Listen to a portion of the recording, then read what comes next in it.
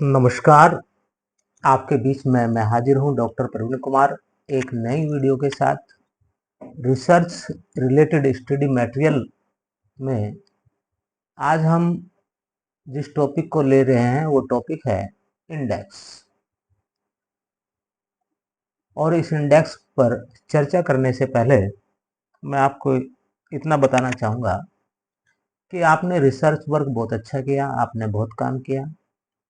अगर उसका प्रेजेंटेशन सही तरीके से नहीं हुआ तो फिर आपके रिजल्ट पर उसका प्रभाव पड़ता है, राइट। ठीक उसी प्रकार से खाना बहुत अच्छा बना है, हर चीज़ सर्व की गई है, लेकिन उसको कायदे से करीने से किस चीज़ को कहाँ होना चाहिए। ठीक है, सलाद दी आपने, लेकिन उसके साथ सलाद लेने के लिए आपने कोई इंस्ट्रूमेंट नहीं दिया। ठीक है, जिस प्रकार से किचन में बना हुआ खाना परोसने के भी अपने आप में एक आर्ट है, और उसी प्रकार से गृहिणी अगर खाने को अच्छे प्रकार से परोसती है बनाने के उपरांत, तो निश्चित रूप से तारीफ होगी। और अगर वहाँ पर मान लीजिए होम साइंस का प्रैक्टिकल हो तो इस पर भी आपके अंक बढ़ेंगे। ठीक है, अच्छा इंप्रेशन, अच्छे अंक, क्लियर सी बात है, ये जमीनी हकीकत है। आप कॉपी में सब लिख कर आए, लेकिन जो है आपका लिखने का स्टाइल, हेडिंग्स, ये सब चीज़ें सही प्रकार से नहीं लिखी अरेंज करके, तो आपके नंबर अच्छे नहीं आएंगे। फिर आप कहेंगे कि साहब लिखा तो हमने सब कुछ था, लेकिन पता नहीं क्यों नंबर कम आते हैं। तो इन कारणों के हमें जानना चाहिए। ठीक उसी प्रकार से इंडेक्स हमारी हेल्प करता है कि हमारा जो रिसर्च वर्क है हम उसे किस प्रकार से प्रस्तुत कर रहे हैं, और इंडेक्स उसमें एक आपका जो इम्प्रेशन डालते हैं टॉप 5 में से एक है।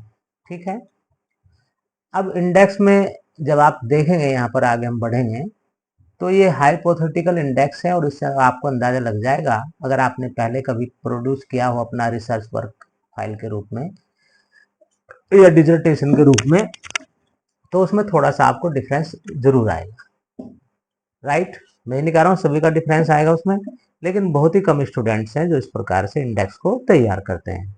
क्लियर है, और इंडेक्स पर एग्जामिनर की बार बार निगाह जाती है, क्योंकि वहीं से वो देखता है कि कंक्लूजन कहाँ पर है और टेबल्स कहाँ है, कौन सी टेबल कहाँ दी गई है।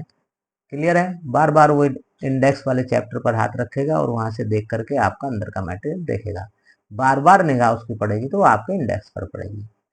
तो एक टॉपिक हम लेकर के चले थे कि role of technology in the development of soft skills, a study among college and university students. इसका हम हाइपोथेटिकल एक इंडेक्स यहाँ पर तैयार है, उसको हम आपको दिखाएंगे। क्लियर है, इंडेक्स है एक, इंडेक्स में कॉम्प्रिहेंसिव लिस्ट होनी चाहिए आपकी। ठीक है, जिसमें की terms, concept, page number, reference, सब चीजें उसमें वहां पर दी हुई हो। ठीक है, एब्रीविएशंस। अब ये यहाँ से आपका शुरू हो जाता है एक तरीके से। क्लियर है, एब्रीविएशंस आपने दी है तो इनको भी आप पेज दे सकते हैं। और आमतौर से होता क्या है कि इनके लिए जो पेजिनेशन है वो आपके मेन चैप्टर से थोड़ा अलग होता है, राइट। तो उस हिसाब से आप यहाँ पर देंगे, और आमतौर से इनका जो पेजिनेशन है वो इस तरीके से होता है, या तो इस तरीके से होगा फर्स्ट टू 5, या फिर आपका इस तरीके से होगा आपका फर्स्ट टू 5, राइट। तो मेन चैप्टर्स जो आपके शुरू होते हैं उनसे पहले ये आपका होता है। अगर आपके कोई शॉर्ट फॉर्म के वर्ड्स आपने यूज किए हैं अपने रिसर्च वर्क में, उनकी फुल फॉर्म आपको देनी है, सिंपल सी बात है। जैसे आईसीटी हमने यूज किया है, आईसीटी की full form information and communication technology, LMS learning management system. इसमें जो आपने शॉर्ट फॉर्म रिसर्च वर्क में फॉर्म यूज किए हैं उनकी फुल फॉर्म आपको यहाँ पर देनी है, ताकि उसका मूल्यांकन करने वाला आपके प्रोजेक्ट का वो उनका सही अर्थ निकाल सके। एलएमएस से कुछ और भी बन सकता है, आईसीटी से कुछ और भी बन सकता है, ओसी OECD से कुछ और भी बन सकता है, स्टैम से कुछ और भी बन सकता है, लेकिन आपने किस रेफरेंस में उसको यूज किया है उसके लिए एब्रीविएशंस जो है उनकी फुल फॉर्म यहाँ पर आपको देनी होती है, देनी चाहिए। आप नहीं लिखते हैं, मैं तो कंपेल नहीं कर सकता, लेकिन एडवाइज आपको है कि ये चीजें आपको देनी चाहिए। उसके बाद है आपका की टर्म्स। अगर कोई की टर्म्स हैं तो उनको भी यहाँ पर क्लियर करना चाहिए, वो कहाँ कहाँ पर है, उनको जहाँ पर डिफाइन किया गया है तो पेज के साथ उनको आप यहाँ पर डिफाइन करेंगे। सॉफ्ट स्किल्स है, टेक्नोलॉजी इंटीग्रेशन है, इसको भी आप, तो इन वर्ड्स के बारे में आपको कहाँ, आपने कहाँ बताया है वो यहाँ पर आपको देना पड़ेगा। ठीक है, आप उसको क्या डिफाइन करके चले हैं, college students, university, digital literacy, communication skills, collaboration skills, ये सब चीज़ें जो है आपने कहाँ कहाँ डिफाइन की है वो आपको बताना पड़ेगा। यहाँ पर आपको पेज नंबर्स वगैरह आपको यहाँ पर दिए हुई है, इनके बारे में कहाँ कहाँ पर दिया गया है। क्लियर है। अब आता है आपका चैप्टर इंडेक्स, एक तरीके से आपका जो मेन पेजेज है आपके, ठीक है, वो आपका यहाँ से शुरू होता है। क्लियर, कोई दिक्कत। ये आपका चैप्टर इंडेक्स आपकी स्क्रीन पर, और जो आप चैप्टर बना रहे हैं उन चैप्टर्स के अंदर भी आपके सब चैप्टर कह लीजिए, ये आपके सेक्शंस होंगे, उन सेक्शंस के बारे में भी आपको यहाँ पर मेंशन करना चाहिए। कंपल्सन तो मैं नहीं कर सकता, एडवाइस है। बैकग्राउंड बताई होगी आपने, रिसर्च प्रॉब्लम के ऊपर डिस्कस किया होगा, रिसर्च क्वेश्चन या हाइपोथेसिस आपने अंदर डिस्कस की होगी, तो वो किस पेज पर है वो यहाँ से पता होना चाहिए। हाइपोथेसिस रिसर्च का वर्क को जो एग्जाम करते हैं एग्जामिनर, वो आपके रिसर्च प्रॉब्लम और हाइपोथेसिस को आमतौर से देखते हैं। हाइपोथेसिस तो बहुत जरूरी है। अब वो एक एक पेज तो नहीं करेगा, आपका रिसर्च क्वेश्चन है या हाइपोथेसिस है, वो यहाँ से आप उन्हें सीधे पता चल जाएगा। वो पेज नंबर 3 खोलेंगे और वहां पर आपकी रिसर्च क्वेश्चन या हाइपोथेसिस को आपका देख लेंगे। ठीक है, आपने कितने हाइपोथेसिस बनाई, क्या है नल हाइपोथेसिस, अल्टरनेटिव हाइपोथेसिस, वो आपको यहाँ पर बतानी पड़ेगी। अब आप पहले ही चैप्टर से आप समझ गए होंगे, चैप्टर्स हम आपको बता चुके हैं पहले भी एक तरीके से, कितने भागों में आपका पीएचडी का वर्क डिवाइड हो सकता है, उन पर एक एक करके हम डिस्कशन भी कर रहे हैं। आप वीडियो आगे पीछे आप देखेंगे तो आपको पता चल जाएगा। यहाँ पर जो महत्वपूर्ण है, चैप्टर के अंदर जो मेन हेडिंग्स हैं या मेन सेक्शंस हैं उनको भी आपको पेज के साथ बताना है, और ये टेबल के रूप में होगा। राइट, जब आप बनाएंगे वहां पर, तो जैसे मैंने यहाँ पर लिखा हुआ है, यहाँ तो समझाने के पॉइंट ऑफ व्यू से, लेकिन वहाँ टेबल फॉर्मेट में आपका इंडेक्स बनेगा। क्लियर है, जैसे आपकी बुक आप लेते हैं तो कॉलम टाइप के होते हैं, उसी में वो आपको पेज नंबर अलग, चैप्टर नंबर अलग, और आपके जो सब सेक्शंस है वो वहां पर अलग अलग दिखाई देंगे। एक पेज पर है तो पेज 2 पर है, जैसे मान लीजिए रिसर्च प्रॉब्लम है, वो हमारी एक पेज पर है, पेज 2 पर है तो 2 लिख देते, अगर P2। क्लियर, और एक से ज्यादा पेज पर है तो वो रेंज हम यहाँ पर लिख देंगे, P करके डॉट लगा देंगे, तो इसका मतलब यह है कि पेज नंबर 2 से शुरू है और 3 पर वो खत्म है। सिग्निफिकेंस ऑफ स्टडी, ये आपको यहाँ पर दी गई है सिग्निफिकेंस, इस रिसर्च वर्क की आपकी क्या सिग्निफिकेंस है वो आपको यहाँ पर बताना है। क्लियर है। दूसरा चैप्टर है आपका रिव्यू ऑफ लिटरेचर। इस इंडेक्स से आपको ये भी मदद मिलेगी, अगर आप बहुत हाई क्वालिटी का काम नहीं कर पा रहे हैं तो ये हेडिंग्स आपको ये भी सपोर्ट करेंगे कि आपको क्या क्या चीजें देनी है। ये हेडिंग्स अगर आपको लर्न है कि ये चीजें आनी चाहिए, तो निश्चित रूप से आप जो है अच्छा रिसर्च वर्क जो है कर सकते हैं। राइट, अच्छा प्रेजेंटेशन आप अपने रिसर्च का कर सकते हैं। लिटरेचर रिव्यू में ये 3 चीजें आपकी होनी चाहिए, और इस पेपर के हिसाब से 3 चीजें होनी चाहिए। थ्योरेटिकल फ्रेमवर्क आप बनाएंगे, एम्पेरिकल स्टडीज कोई हुई है उसके बारे में बताएंगे, कंसेप्चुअल फ्रेमवर्क। ये सब चीजें करने के बाद आप जो है फिर अपने रिसर्च के लिए एक आधार, जिसे हम कंसेप्चुअल फ्रेमवर्क कहते हैं, वो आप यहाँ पर तैयार करेंगे। अब यहाँ पर देखिए, आपको यहाँ पर 6 to 15 दिया हुआ है। पूरा चैप्टर आपका जो है कहाँ से लेकर के पेज नंबर 6 से शुरू होकर के 15 तक खत्म हो रहा है। तो आप ध्यान रखें कि आपका ये भी लास्ट जो है 15 ही होना चाहिए। अगर इसमें डिफरेंस है तो इसका मतलब कोई गड़बड़ है, ठीक है, कहीं मिस्टेक हुई है, वो आपको ठीक करनी होगी। और ये इंडेक्स से बहुत जल्दी से पकड़ में आ जाएगा। कई बार एग्जामिनर क्या करते हैं कि आपके इंडेक्स के हिसाब से देखते हैं कि वो चीज़ वहीं पर है या नहीं है। क्लियर है? ऐसे ही आपका पेज 3 है, सॉरी चैप्टर 3 आपका है रिसर्च मैथडोलॉजी। अब रिसर्च मैथडोलॉजी आपकी पेज नंबर 16 से शुरू हुई। इसका जो जैसे हम स्टेटिक्स में सीरीज पढ़ते हैं, 15 पे ये खत्म हुआ है इसका एंड, तो ये 16 से यहाँ से शुरू हो रहा है। हर चैप्टर अपना नए पेज से ही शुरू होगा।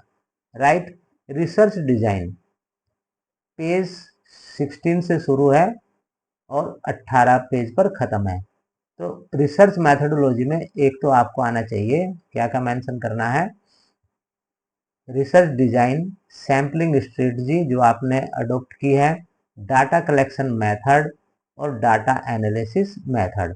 पेज नंबर 25 ये लास्ट है, और यहाँ पर देख लीजिए क्या यहाँ भी हमारा 25 है, बिल्कुल सही है।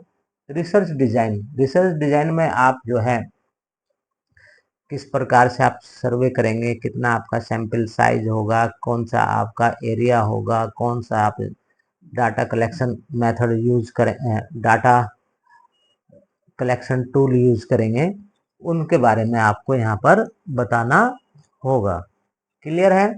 तो ये 4 सेक्शन में बांटा गया है मुख्य रूप से, और ये इम्पोर्टेंट है, इसमें आपको अपना फीडिंग करनी है एक तरीके से।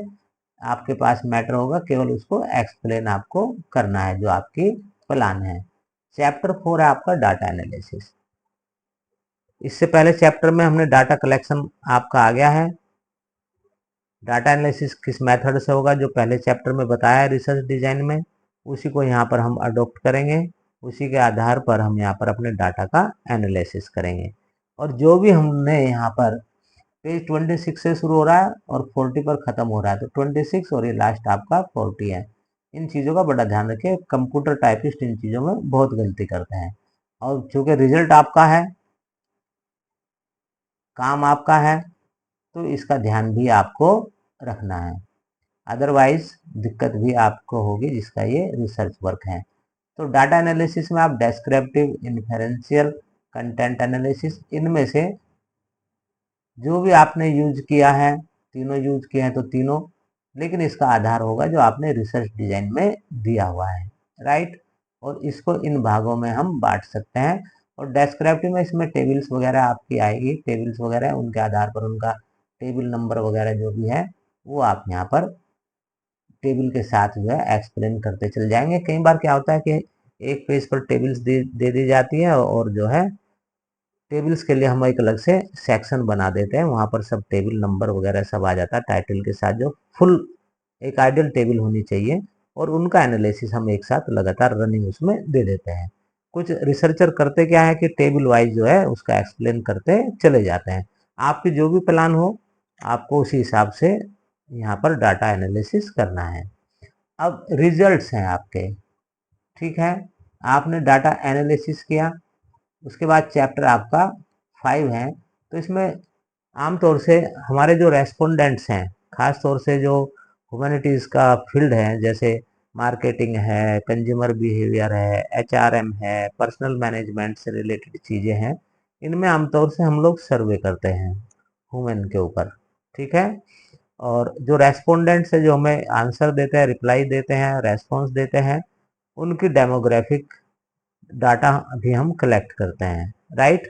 डेमोग्राफिक डाटा इसमें आपका, वैसे तो रिसर्च क्वेश्चनर वाले वीडियो में हम आपको बताएंगे पूरा का पूरा, और अगर वीडियो बन चुकी होगी तो आप उसको देख सकते हैं।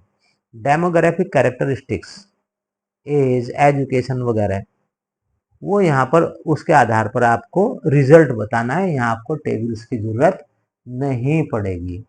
टेक्नोलॉजी यूसेज, अब टेक्नोलॉजी का क्या यूज हो रहा है, क्योंकि हमारा ये जो है रिजल्ट्स आपके आपके रिसर्च पेपर के आधार पर भी, जो टाइटल है आपका रिसर्च का टॉपिक है उसके आधार पर इसके हेडिंग्स काफी तय होंगे। तो इसलिए ध्यान में रखिए कि आपका रिसर्च टॉपिक क्या है, उसी के आधार पर जो है आपने जो टेबल्स बनाई हैं, मुख्य रिजल्ट्स जो है वो आप यहाँ पर दे देंगे। ट्रेंड्स वगैरह जो भी है, कोरिलेशन वगैरह जो भी आपको लग रहा है इम्पोर्टेंट है, वो यहाँ पर आपको एक्सप्लेन करना है, राइट। इसके बाद आता है डिस्कशन। डिस्कशन वाले चैप्टर में 6 चैप्टर इसने दिया है इसको, इसमें आपको इन चीजों में अपनी स्टडी को लेना है, ठीक है। अब डिस्कशन तो हम रिजल्ट पे ही करते हैं कि भाई ये रिजल्ट ऐसा आया है तो ऐसा क्यों आया है, किस कारणों से हो सकता है, पहले रिजल्ट से डिफर करता है, डिफर करने का क्या कारण है, अगर डिफर नहीं करता पुराने रिजल्ट से मैच करता है तो उस तरीके से हम जो है जैसा हमारा रिजल्ट होगा जैसे, तो उस आधार पर हम यहाँ पर चीज को लेंगे, राइट।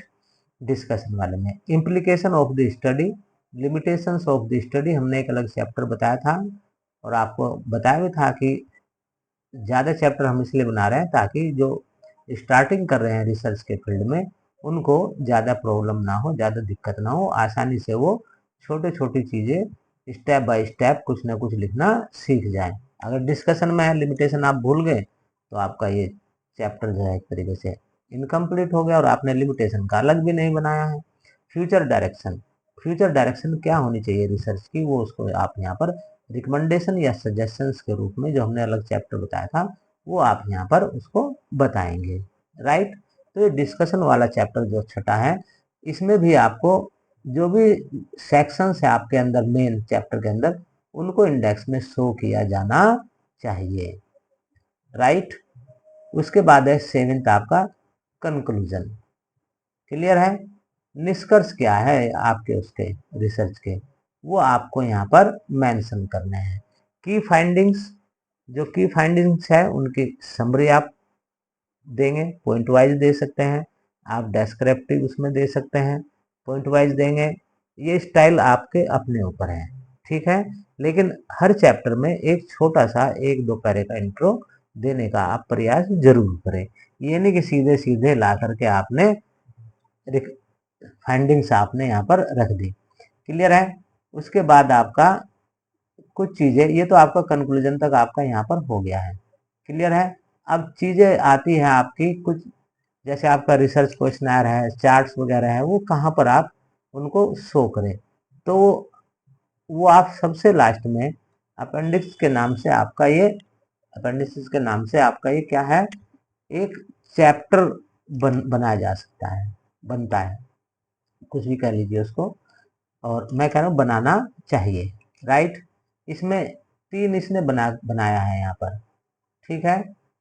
तो यहाँ पर आपको कंसेंट फॉर्म, स्वीकृति पत्र, जो आपने एक तरीके से अप्रूवल अगर आपने लिया है, अगर अप्रूवल की या कंसेंट फॉर्म की जरूरत है, क्लियर है, वो आप यहाँ पर अटैच करेंगे। रिसर्च से पूर्व आपने कोई कंसेंट या अप्रूवल ली होगी।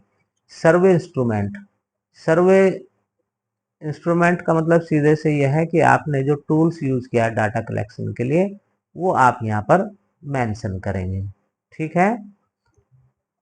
तो वो रिसर्च क्वेश्चनर हो सकता है, चेकलिस्ट हो सकती है, जो भी आपने यूज किया है डाटा कलेक्शन के लिए। उसके बाद सी सेक्शन में दिया है इसमें pilot testing results, right. Pilot testing result क्या है कि देखिए आपने क्वेश्चनर बनाया होगा, तो क्वेश्चनर बनाने की एक प्रक्रिया है, ठीक है। हम आइटम्स क्रिएट करते हैं किसी टॉपिक को लेकर के, और आइटम क्रिएट करने के दौरान हम करने से पहले कुछ एक्सपर्ट से, जहाँ जो हमारे रेस्पोंडेंट हैं प्रोस्पेक्ट, उनके बीच में इंसाइट्स लेते हैं उस टॉपिक के रिलेटेड कि हमारे कौन कौन से क्वेश्चंस बन सकते हैं, ठीक है। उन क्वेश्चंस को लेकर के उस समय हम ज़्यादा से ज़्यादा क्वेश्चन बनाने का प्रयास करते हैं, और एक प्रिलिमिनरी या पायलट स्टडी करते हैं, ये देखने के लिए कि जो क्वेश्चंस हमने बनाए हैं वो फील्ड में जब हम फाइनल जो हम सर्वे करेंगे, फाइनल डाटा कलेक्शन करेंगे, वहाँ पर वो सूटेबल होगा नहीं या नहीं।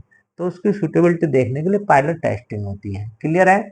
अगर कोई पायलट टेस्टिंग आपने की है तो वो भी आपको यहाँ पर बताना होगा, उसके रिजल्ट्स वगैरह क्या रहे जो आपने, क्योंकि एक स्टैंडर्डाइज्ड रिसर्च क्वेश्चनर या रिसर्च टूल ही आप यूज करेंगे तो ही आपकी रिसर्च रिलायबल मानी जाएगी, उसके रिजल्ट रिलायबल माने जा सकते हैं। अदरवाइज ऐसे तो कोई भी 10 20 50 क्वेश्चन बनाया और सर्वे करा और बोला साहब मेरी रिसर्च है, ऐसे नहीं। जो इंस्ट्रूमेंट आप यूज कर रहे हैं वो आपका स्टैंडर्डाइज होना चाहिए, आपका खुद का बनाया हो या फिर आपने उसको परचेज किया हो।